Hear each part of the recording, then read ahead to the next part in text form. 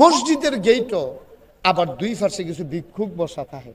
একটা ভিক্ষুকের লগে আমার খুব খাতির, তার আমি আদর যত্ন করি, লুঙ্গি টুঙ্গি লাগলে কিনা দেই, ওষুধ টষুধ লাগলে কিনা দেয়, তাইতেও আমার চিনি, আমিও তারে চিনি, কিন্তু অন্ধ। তো আমি যে আটটা যাইতে আছি কথা কইতে কইতে, আকল যারার চোখ নাই তারার কিন্তু বুদ্ধি আরো বেশি। হ্যাঁ বুঝ জ্বালাইছে আমি যে হ্যারে ফাড়িয়া সীমানা ফাড়িয়ে গেছি গা। হ্যাঁ আমার ডাক দিয়া করতেছে, জোর জাগাইতে আছে। আমি আরে না, আইতে আছি। তো পরে আমি ফিরে আবার গেছি, গিয়ে আমার বন্ধুরে বললাম, বন্ধু এই যে লোকটা, তার যদিও চোখ নাই, তার সাংঘাতিক আকল। কারণ তার তো চোখে নাই, কি আর আকল? আমি এখন টের পাইবা কি আকল।